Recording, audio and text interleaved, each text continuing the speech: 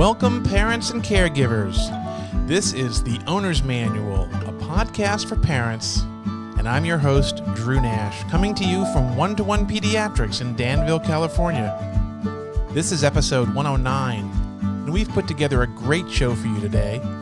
My guest is a pediatric dentist who will talk to us about dental issues relevant to infants, toddlers, and older children. We will talk about when your child should start seeing the dentist and what to expect at those first few visits. We will discuss what differentiates a pediatric dentist from a family dentist and discuss the role of sedation in modern pediatric dental practices. We'll also go into what to do as a parent if your child has an accident and suffers trauma to their teeth. So stay tuned for some great and informative talk about teeth. In addition, we'll have Pediatric Fun Facts, as well as a new segment called Parenting Horror Stories. The Owner's Manual, a podcast for parents, is available on Apple Podcasts, Spotify, and most other podcasting platforms. We're trying to get the word out and build our listener base. So if you're enjoying the show, tell your friends and workmates and anybody you know with kids who might be listening. I hope you'll follow us on whatever platform you use so you can be notified when each new episode becomes available. In addition, we're on Facebook at The Owner's Manual Podcast and Twitter at Podcast for Parents, where you can like us, post a comment, and even post a question to be answered on the show. If there's a topic you'd like to hear about, this is a great way to let us know. While we hope that listeners are able to learn and benefit from the content of the show, the information discussed on the Owner's Manual is not intended to diagnose or treat any specific individual or condition. There is no substitute for direct patient care from a trained clinician, so if you have concerns about your child, we recommend that you make an appointment with your child's primary care physician for an evaluation. Before we get to the main topic for the day, it's time for a new segment that I added to the show last week, Pediatric Fun Facts. Each week I'll bring you an interesting pediatric factoid or historical item that you probably didn't know and might not believe. I have tons of these things jamming up my brain, and I'd like to share some with you. So let's get started. Pediatric Fun Facts. Many of you may know that newborn babies can get jaundiced or yellow in the first few days of life. When the level of jaundice gets high enough, babies are put under special lights that help the body excrete the bilirubin and let the level of jaundice drop. But do you know who figured this out and how it happened? Well, let me tell you. We owe a great debt of gratitude to Sister Ward. Sister Jeanne Ward was a nun and a nurse who worked at Rockford General Hospital in Rockford, Essex, in the UK during the 1950s. She liked to take some of the more frail premature infants for constitutionals, where she took them out of the stuffy atmosphere of the nursery and would go for long walks with a large pram full of babies. In 1956, during a ward round, the pediatrician saw a preterm infant who looked pale yellow, except for a strongly demarcated triangle of skin, very much yellower than the rest of the body. When asked about this, the sister explained that this was a jaundiced baby who had been exposed to sunlight. A corner of the sheet had covered an area of the baby's skin, and it was, as the sister noted, the rest of the body that seemed to have faded. When the pediatricians realized the connection, the association between light exposure and bilirubin was studied. As it turns out, you don't need full spectrum light to get rid of jaundice. What researchers later figured out was that the wavelength from the blue spectrum, from about 400 to 520 nanometers, changed the shape of the bilirubin molecule. Exposure to this spectrum of light makes bilirubin go from being fat-soluble to being water-soluble. And as a result, it's much more easily excreted in the urine and stool. So now at the hospital, and sometimes even at home, if a baby starts to get too jaundiced, that level is treated by exposure to this light. That's really cool. And we owe it all to Sister Jeanne Ward. And now on to the show. My guest today completed dental school at SUNY Buffalo, where he was awarded Most Outstanding Potential in Pediatric Dentistry. He went on to earn his advanced education in general dentistry at the University of New Mexico. He then returned to New York to complete 2 additional years of pediatric training at the Women and Children's Hospital in Buffalo. He then came out to the West Coast and worked for 3 years at one of the most successful and demanding pediatric dental offices in the area. A few years ago, he fulfilled his dream by opening his own office, Iron Horse Pediatric Dentistry in Danville. And that is where we are today.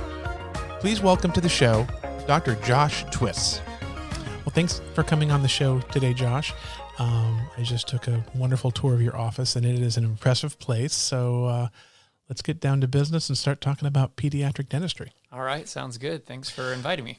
Well, thanks for being here. So first thing just to talk about, I think I like to start with babies because we'll go chronologically. And so my first topic for you is, when is the appropriate age to bring your child into the dentist for the first time? Okay, that's a great question. We get that question a lot, and it's also a question that a lot of parents don't know the answer to. So the actual time to bring your child in for the first visit is 6 months after the eruption of the first baby tooth, which usually happens around 6 or 7 months old. So it's right around the first birthday is the ideal time to bring a child in. And what happens at that first visit?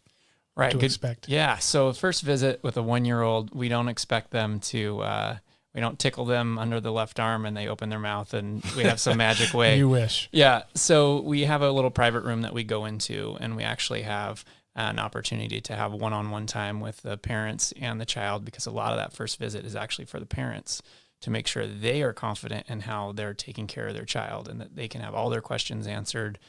We do a little knee-to-knee exam on a pad, and we show them how to brush their child's teeth, and we answer questions, and we can apply fluoride varnish, and all that can be done in a very reasonable amount of time. So we try to make it as a good of an experience as possible for the kids. So you're already applying a fluoride varnish to a child right at the first visit there? Yes. We'll do that, especially if we see signs of early stage decay or breakdown of the teeth, then we definitely will. And it's so easy to do now that it's you don't have teeny little trays to fit in their mouths like what we had when we were kids? Yeah, exactly. We don't have the gel and the straw between the styrofoam tray that you have to hold in your mouth for 4 minutes. It actually can be applied within 2 or 3 seconds, and it's really tacky and it sticks to the teeth, and it's much easier. And what should parents be doing for preventative care, and when should they start that in babies or children when their first teeth come in? Okay. So parents should be brushing their children's teeth as the teeth are growing in, or at least once those teeth have popped through the gums. To be brushing twice a day is ideal. Now, brushing for 2 minutes when you only have 3 teeth doesn't make a whole lot of sense and is a little unnecessary. So we try to teach the parents that, it's really quality and not necessarily how long you're brushing with your infant's teeth. Once they're in there, 30 seconds is fantastic if you can get all the surfaces. And is there a proper technique for how to brush a baby's teeth? Sure. Yep. There actually is. And we teach that, but it's kind of little circular motions. You want to make sure you're using a soft bristle brush and you're doing a gentle circular motion. And that's pretty much it. And how about, there's different types of brushes available. Do you recommend just getting like a little baby brush, or I've seen the banana things, right, and finger toothbrushes and stuff? Yeah. So in the very, very beginning, it doesn't matter what you're using to brush their teeth. You can use little finger swipes when the teeth are brand new, but you definitely want to basically use a soft bristle brush with a small head that you can fit in their mouth, that you can kind of get around to all the surfaces. Doesn't matter which brand or what it is, just soft bristle brush. And you can use toothpaste right away. You just want to use, size of a rice grain of toothpaste on that toothbrush. So whether that's a fluoridated toothpaste or not, because you're using a small amount, you're not having to worry about it. As long as it's measured, then we know that kids swallow their toothpaste. I have a 6-year-old who still has trouble spitting in the sink. And so, I know she's consuming part of her toothpaste still too. Something that I get asked about from time to time that is in a lot of the, what to expect in the first year kind of books that I've never understood is there are recommendations for parents to begin brushing a baby's gums. Can you speak to that? Because I'm at a loss. Yeah. So in school, we learned that bacteria can hide in all different places. It can hide in the furrows of the tongue. It can hide even on the gums. And so you can start brushing their teeth and brushing their tongue before the teeth even come in. Now, children aren't necessarily born with the bacteria that cause tooth decay. So if the teeth haven't come in yet, it's not absolutely necessary for you to be doing that extra brushing around the gums and the tongue. But that's the thought process behind why someone would brush. So you're trying to decrease bacterial colonization in the mouth even before the teeth come in. Yes. Okay. I always thought it was more like getting the baby used to having something in their mouth and manipulate it about. Well, the truth is that's probably more of what's being done. Okay. And I think that's probably why most people will do it, is just so that they can get used to having that brush. And when you put a brush in a baby's mouth, what they're going to do is they're going to chew on it. They're going to close their mouth, and that's kind of a natural reaction to having something introduced to their mouth. And so we always tell parents, be patient with them.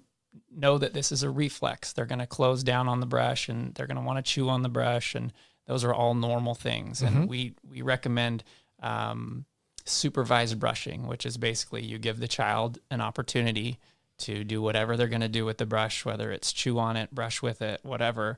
And then mommy or daddy always gets an opportunity after the child does their attempt. Sure. Okay.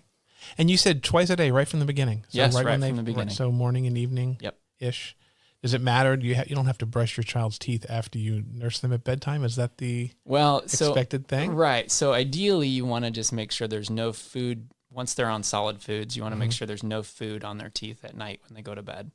Now, milk or breast milk or cow's milk or whatever milk you're giving them, if that is on the teeth, it will create a film on the teeth. And so the food can attach to that milky film, and it just holds those carbs right there. And that's generally how you can get decay starting. And so if you're going to be breastfeeding at night or bottle feeding before bed, you have to make sure that there's absolutely no carbs left in the mouth. So the idea is after you have a dinner, if they're eating solids for dinner, you'd brush their teeth then. So then when you either nursed them or gave them a bottle, there would be less adhering to the teeth. Exactly. Okay, great. Okay. So, and then as we move up towards toddlers and older kids, any differences you see as far as what to expect with a pediatric dental visit in the office? Sure. So once you get to be a toddler, let's say you're 3 or 4 years old, well, you're not going to be laying down on a little squishy pad and going knee to knee with me in a little room. You're going to be out in an open room where you can see other kids that are getting their teeth cleaned, and they can see their siblings get their teeth cleaned and see that it's safe and that they can have a good time doing it. We also do a lot of education about injuries during that age, because we have kids that, basically once they come out of their mom's wombs, they're falling left and right. And yes, they do that. Yes, and there's certain activities that are more likely to result in injuries, and so we'll kind of coach parents through that. But as far as the dental care itself goes, there's not a lot of differences, except for now their teeth would be touching, and we'd introduce flossing, and we teach them how to do that, and we want to do that at least once a day, and nighttime is the best time to do that. After they've finished eating all their foods. Exactly. So what age would you recommend starting flossing? Like as soon as the teeth are touching. So we have some children whose teeth are touching at 1.5, and we have other kids whose teeth aren't touching until 5 or 6. So the kids with the widely spaced contacts that you really can see a gap, yes, it's less crucial. Exactly. A toothbrush will reach all those surfaces. Okay, great.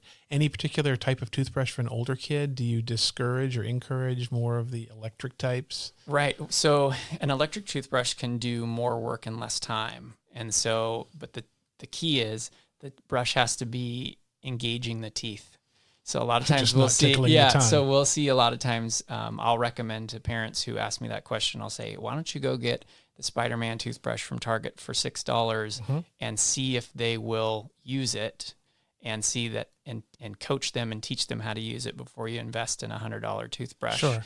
Because if it's just skipping along the surfaces of the teeth and missing teeth because of the vibration and they don't like the way that feels, you can do a much better job with a manual toothbrush. Okay. But it does help with the transition to the dental office cleaning, because when we use our tools, they're very much similar to an electric toothbrush. So they have that buzz quality. Exactly. And so it does help with that transition. Great.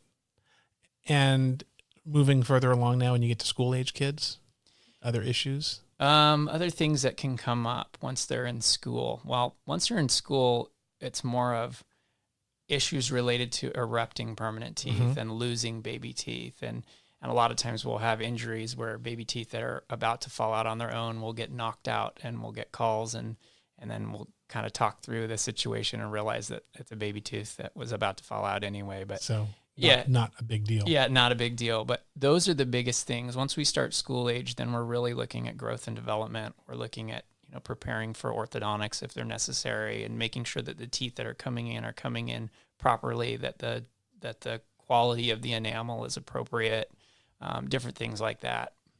And so back to the orthodontic issue, do you do like initial screening yourself in the office to kind of see who needs to get referred off to the orthodontist and when? Absolutely, yeah. Okay. So usually we do, once the upper 4 front teeth, or permanent front teeth, have erupted, and the lower 4, so those front 8 teeth, once those are in, then we take a panoramic image, which is an x-ray that goes all the way around the head, and it shows us what teeth are developing under the surface. We check to make sure there's no pathology in the jaws, but we also make sure that the teeth that are coming in straight. Mm-hmm. And we can see a lot of that stuff ahead of time. So like they're not crowded. Exactly. There's room for them to come in. And we can tell all that stuff from a clinical exam and from that x-ray. So that's usually around age 8. And so if we're making an early referral to an orthodontist, that would be at age 8, and it would be because there's some kind of jaw discrepancy. So need to maybe get early evaluation for expansion. Exactly. Make that mouth bigger. Yes. Yep. Exactly. Okay. Good. And but not all kids necessarily need that? No, not all kids. And so sometimes we'll take that panoramic x-ray at age 8, and everything looks perfect, and it looks straight, and their back molars line up, and their canines line up, and it looks like there's plenty of room. And we'll tell the parents, let's just let the rest of the adult teeth come in, and we'll reevaluate for orthodontics at age 12 or 13 when we have a full set of adult teeth. Okay, great. And as we move on toward the teenage years, other issues? Yeah, with teenagers, it's motivation. A lot of times, sometimes we'll get 2 or 3 words out of a teenager when they come in for their cleaning, which is funny. But we usually will have a good relationship with them. And so sometimes they'll talk to us more than they'll talk to their parents. Okay. So when we, this is times where children have their braces on, and we're really trying to emphasize their hygiene and make sure they take care of themselves so that they're not causing more problems by having their braces on. Sure. But yes, that's the biggest thing for that age group is you now have all of your adult teeth. We're trying to make sure that they set themselves up for a lifetime of not having dental issues. And so we're really emphasizing hygiene. And they're pretty independent at that point. Exactly, as far as exactly. and flossing. Their moms and dads are not brushing their teeth Yeah. anymore. And so there's a lot of that coaching and motivation and that we do with the older kids.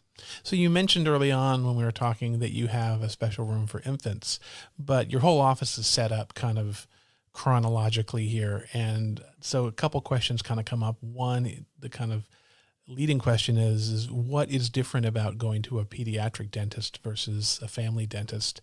And then 2, if you could go into a little bit of detail while you're answering that question about specifically how your office is set up, because it is definitely something that is unique and special and definitely captured my attention just from the minute I walked in. Oh, thank you.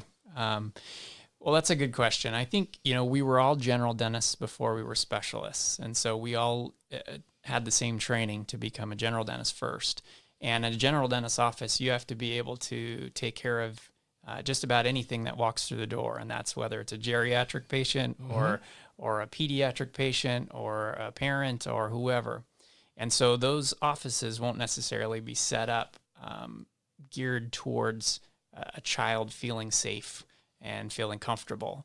That's one thing that we really emphasized in our office was, we had the opportunity to build it from scratch and say, hey, how do we want to make this place feel?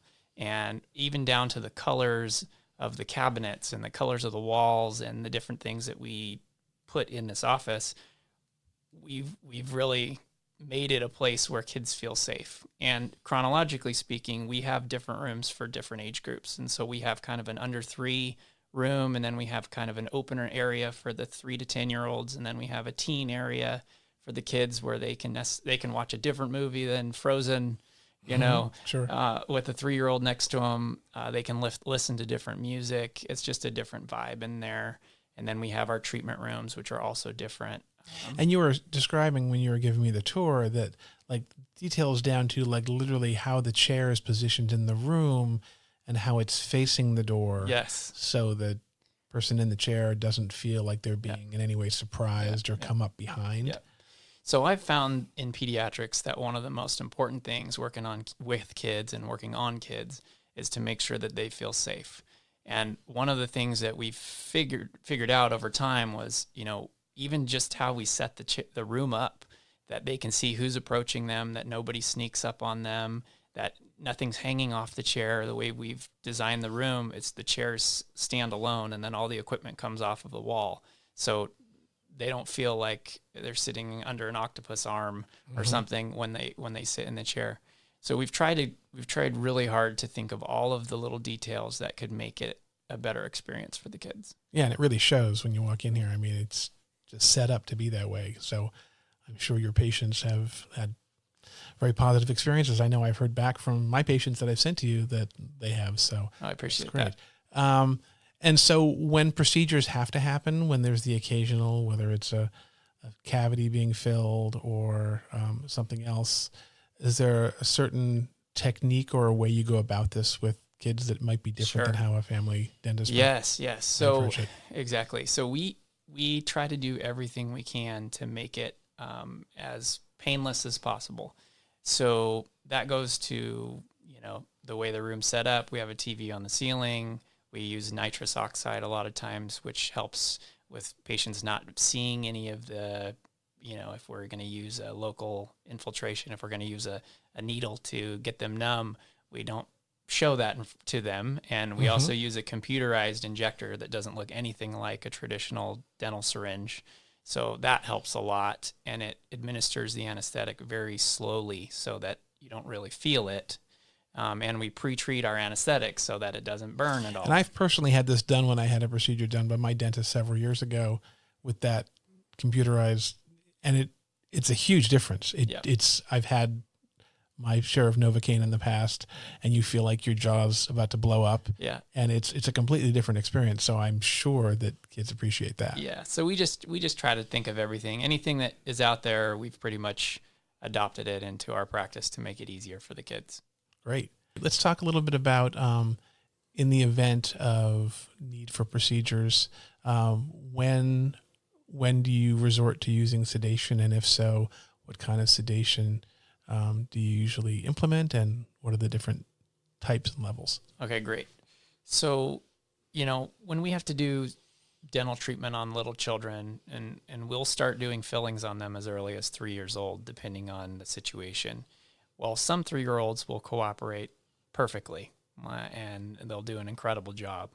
Sometimes they won't open their mouth, and that's part of life. And so we have to figure out case by case what is the appropriate approach for each child. And so we don't just say, well, if you're under 4 and you have a cavity, you're getting sedated.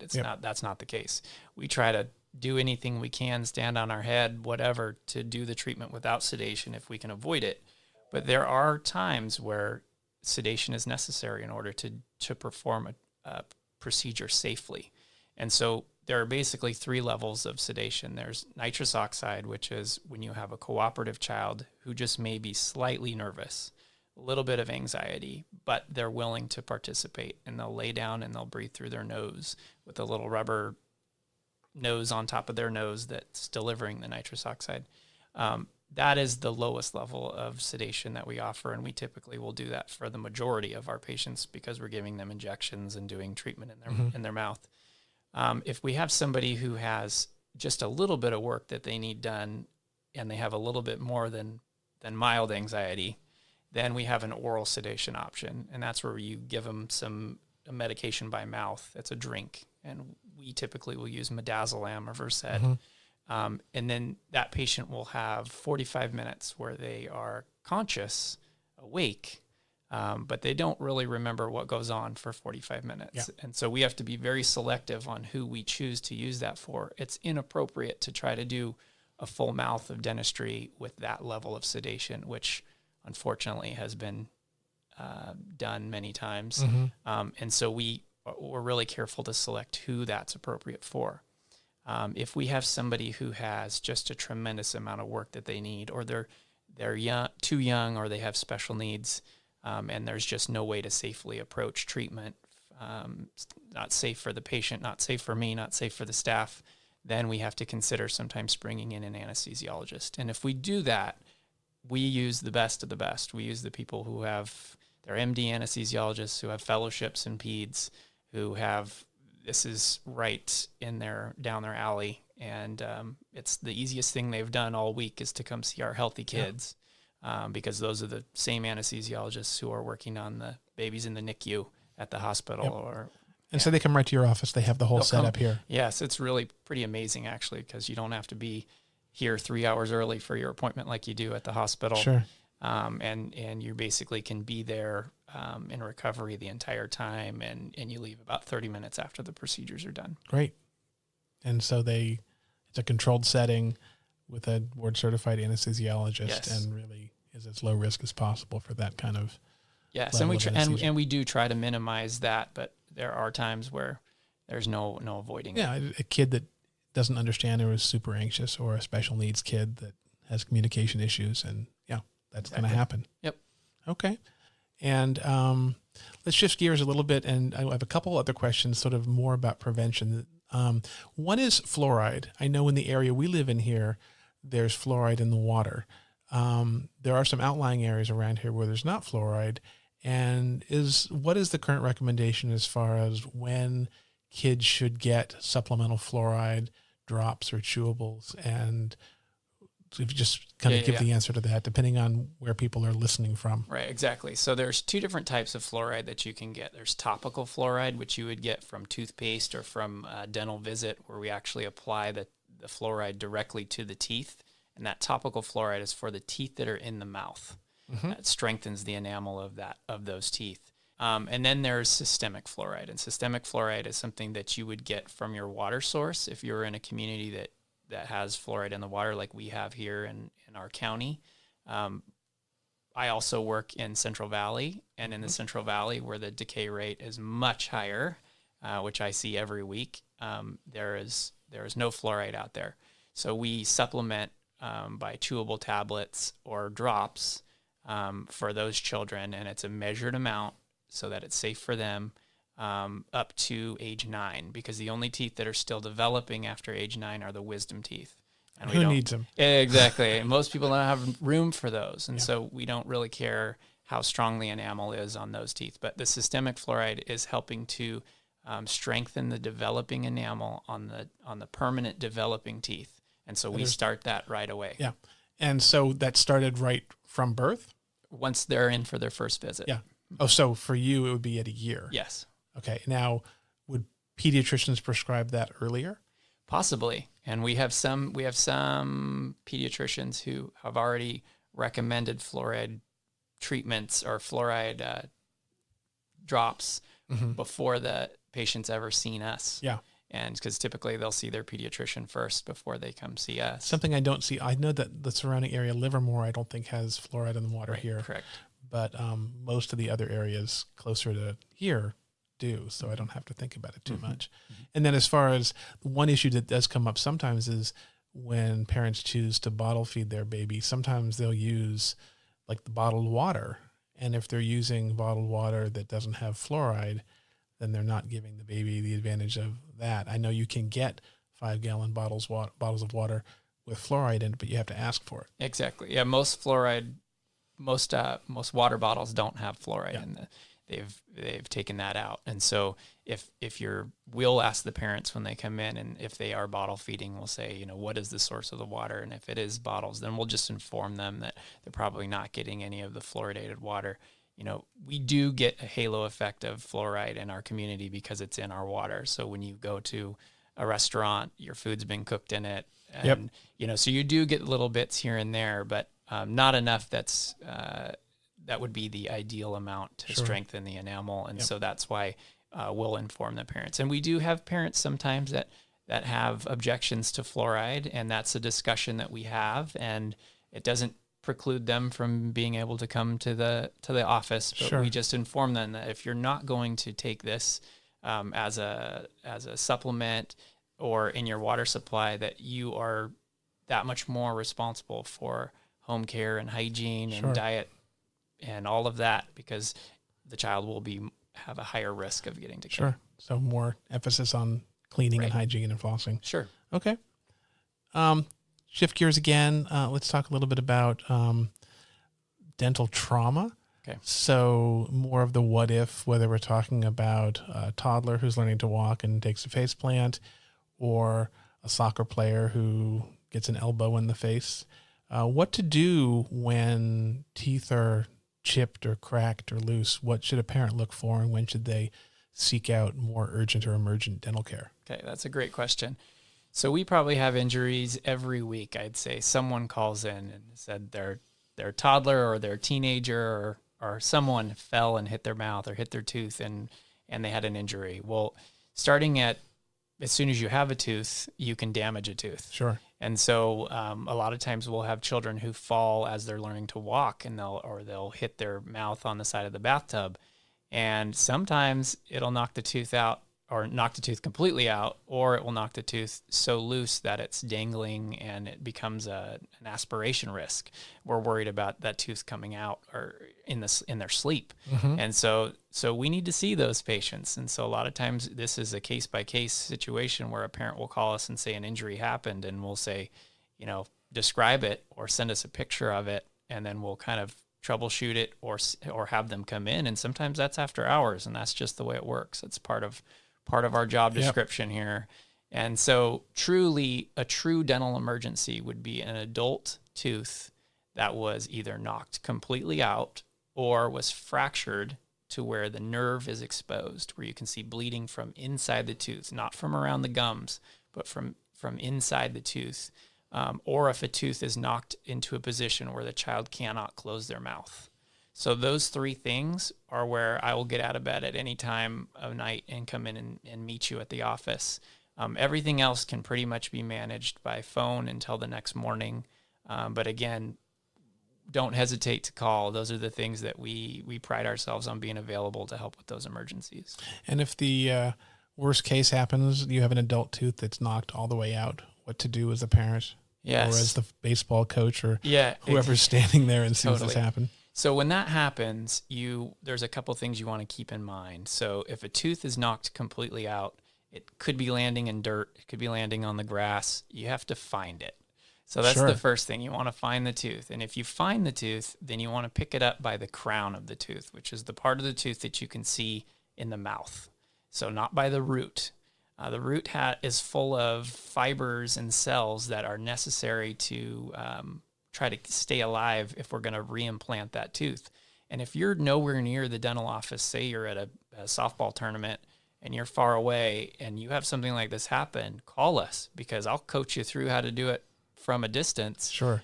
So that we have a chance of saving that tooth, because there are times when, especially when the teeth are young, that you can save a tooth without needing a root canal or any type of special treatment by just getting that tooth back in there. And this is a situation where minutes to hours are a huge difference. Yep. The difference between getting it back in a few minutes versus waiting 3 hours till they can get to you. Yes. Yeah. And so if you had to store it in something, you can store it in saliva or you can store it in milk.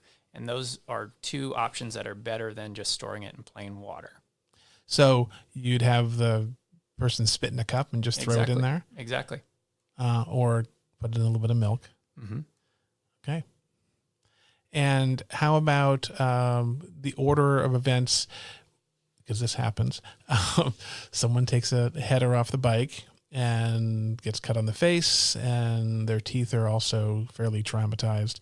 Order of visits, should it be dentist first, then pediatrician or family doctor, or vice versa? Okay, so I would say the first thing would be, was there a loss of consciousness? Because if there was a loss of consciousness, then your first visit's the ER. Yeah, no, I would agree with that. But say it's just scrapes and bruises and maybe a laceration, and there's not really concern over. So typically we like to see you at the dental office first before you see your pediatrician. And mostly that's because a lot of the injury will be caused, soft tissue can be fixed up a little bit later.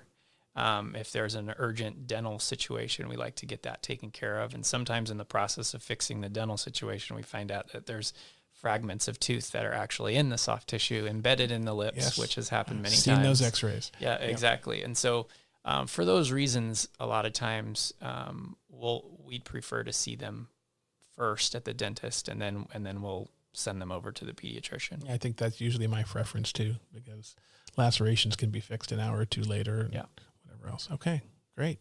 Well, any last points or things you want to bring up and talk about? I don't. I just appreciate you coming over here today and to see in my office and spending this time. And, it's an honor to be involved in your podcast. I think this is such a great idea for so many parents. I'm having a good time with it. I'm learning. I listened to a few of the podcasts earlier, and I'm learning things. So this is fantastic stuff. And, when I talk to people, every time I interview, whether it's a dentist or another specialist, I generally pick up a couple of information pearls myself. This is great. So thanks for having me over to your office and showing me around. It really is a special place. Can you tell the listeners if they want to hear more from you or find you or come see you, how that might happen? Sure. So the best way to would probably be just to look us up online. It's www.ironhorsekids.com. Or you can Google us and just read the reviews, and you can kind of get a better idea. The reviews are great, I can tell you now. Thank you. So that's probably the best way to get an idea for what you can expect when you come here. Great. It's a great website, too. I've checked it out. A lot of information in there and very informative. So thanks for taking the time, Dr. Josh, and I look forward to talking to you soon. All right. Thank you, Dr. Nash. All right. And now let's take a brief break. When we return, we'll answer some questions from listeners.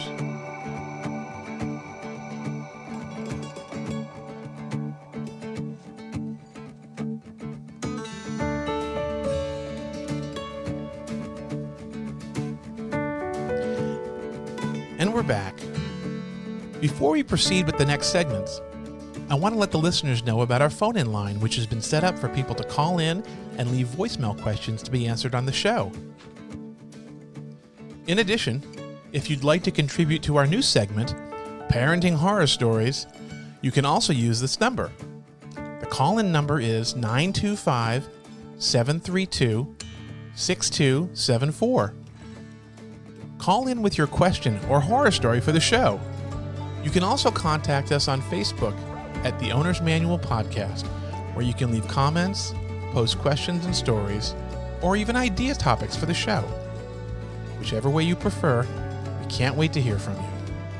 This week, in response to listeners' suggestions to add a bit more humor and levity to the Owner's Manual, we are adding Parenting Horror Stories as a weekly segment. I'm calling on parents to call in with funny stories or anecdotes about things that happened when trying to parent. It might be a story that describes your less than greatest moment as a parent, or possibly just something funny or endearing that your child did. You don't have to identify yourself if you're embarrassed, or you can make up a funny pseudonym if you'd like. So here it is, Parenting Horror Stories. Hi, Dr. Nash. This is Amy from Danville calling, and I have a horrific parenting story to share with you. When my second daughter was 4 months old, I had an older daughter who was 3 years old and had to take her to preschool one morning. I had waited to feed my 4-month-old, breastfeed her because I was, running errands and getting my daughter off to school. So I get back to the house and I'm kind of engorged and the baby's super hungry and cranky. But when I get back to the house, there's all these people on my doorstep. I forgot the maids were coming, and I had a wallpaper person there, and I had an air conditioning guy who was back for the third day to try to fix our air conditioning. I had to put the baby in the playpen and direct people to all their locations where they need to work in my house. And my mom kept calling. So finally I decided I'd go into the office, sit down to breastfeed, and take a phone call from my mom. So I sit down at the desk, I close the doors, I start to breastfeed, and I look down, and my baby's actually choking because I was so engorged and it's just coming out way too fast. And I hang up on my mom, and I pull my breast out of her mouth. And right when I do that, the double doors open, and it's the air conditioning guy who's in his 20s, and he's like, I found out what was wrong with the air conditioner, and my breast milk shoots across the room in an arc about 10 feet and hits him in the face. It was horrible. Anyways, he was so apologetic and backed out of the room, closed the doors, and I was just like, oh my gosh, this is too much. Anyways, I'm sure it's imprinted on his mind as much as it has, being that it's 18 years later, but hope you enjoy. Bye. Oh, that is a horror story. Thanks for sharing that, Amy. And if you have any more, or if any of the listeners want to share, call 925-732-6274 and leave your recording of your story. And now for the phone-in questions. Here's our first question. Hi, my name's Elise Meltratter from Danville, and I was curious, why does my 2-year-old insist on putting everything in his mouth?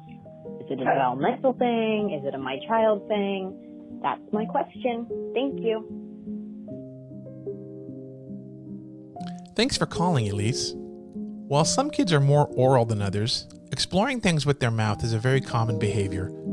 All babies will grab things and put them in their mouth as soon as they can, usually about 5 to 6 months. This usually makes them very happy. They enjoy chewing on things and exploring the texture, shape, and even the taste of an object with their mouths. As most kids get older, they use their mouth for other things, mainly talking and eating, but some toddlers will remain very oral and put almost everything they get their hands on in their mouth. While this is totally normal, it can create some safety concerns. Objects that are choking hazards, such as coins, Lego, buttons, etc., need to be kept away from little hands. But also certain objects may have toxins in them. Things with lead paint or splinters can be a risk. Electrical cords can result in electrical burns. Medications, pills, vitamins, and such will go right in the mouth if a toddler gets hold of them.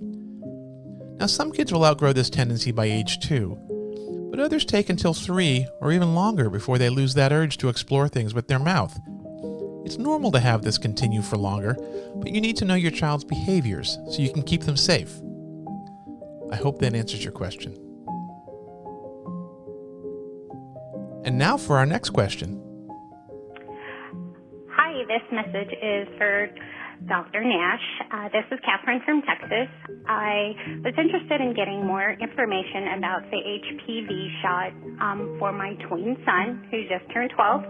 I wanted to see if there are any additional pros and cons to it that are different from a female getting their shot. Thank you. Thanks for calling, Katherine.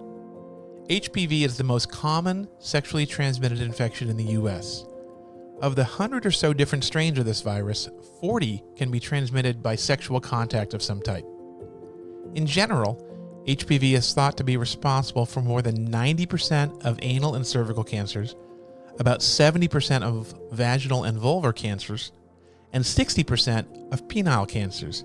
Yes, cancer of the penis is actually a thing, albeit rare. In addition, HPV causes about 70% of cancers of the back of the throat and the base of the tongue. These cancers are real-life things and affect people in real, tangible ways every day. In fact, one of my dear friends is currently battling throat cancer from a tumor that was caused by HPV. Now let's talk about the HPV vaccine. The brand currently used is called Gardasil 9. It's called that because it provides protection from the 9 most common strains of HPV, or human papillomavirus. We have a safe and effective vaccine that can reduce an individual's risk of getting these types of cancer by upwards of 90%. That's huge. That's a meaningful, real-life reduction in risk that is available at your local pediatrician's office. If there was a vaccine that could reduce the risk of your child developing something like heart disease by 90%, most people wouldn't hesitate for a second. Well, we don't have a vaccine for that now, but we do have Gardasil 9. If started before age 15, the HPV vaccine is a 2-dose series, given 6 to 12 months apart usually. If started after age 15, it's a 3-dose series given over a 6-month period. Common side effects include soreness at the injection site for a day or two, Low-grade fevers are rare, and despite what you might read on rogue websites or chat rooms, there really haven't been any studies that show any kind of common association with the HPV vaccine and any kind of serious neurologic side effect or condition. Of course, the conspiracy theorists and anti-vaccine lobby will always question vaccines and think that agencies like the CDC or the American Academy of Pediatrics are for some reason trying to harm the children of this country, but that's just not true. There are some very rare side effects associated with the HPV vaccine, as there are with any vaccine, but we're talking about 1 to 2 cases per million injections. Really rare stuff. As a scientist at heart, I believe in the dozens of studies that demonstrate that since the introduction of the HPV vaccine, the prevalence of HPV infections, as well as the incidence of the horrible associated cancers, has decreased substantially. And with increased vaccination rates in time, that benefit will only grow. Here's another thing to keep in mind when you're trying to make a decision regarding your child and preventing them from this STI. In discussing the vaccine in my office, some parents present to me that their child has been taught a certain set of values at home that will result in them leading a monogamous life. And that's great, and I'm all for that. But what people need to realize is that when their child chooses their eventual life partner, that person might not have taken the same path prior to meeting your child, and really that person's prior choices and sexual history then becomes that of your child. So no matter what kind of family values you have or teach, your child still needs to be protected. And that's our show for today. I'd really like to thank Dr. Josh Twiss for showing me around his amazing office and taking time to talk to me about pediatric dental issues. I think that this information will give parents a head start on keeping up with their child's oral hygiene. In addition, the discussion about why a pediatric dentist might be the right choice for your child can prepare parents about what to expect at the first visit and help establish a happy long-term relationship between your child and their dentist. So until next time, this is your host, Drew Nash, wishing you and your child dental health and happy parenting. The opinions and beliefs expressed on the owner's manual are that of myself, Dr. Nash, and my guests, and do not necessarily represent those of sponsors or other governing boards. The owner's manual is recorded and produced at Neutron Sound, Danville, California. The content of the owner's manual is the intellectual property of Andrew L. Nash, MD, and One-to-One Pediatrics, Incorporated. Copyright 2019. All rights reserved.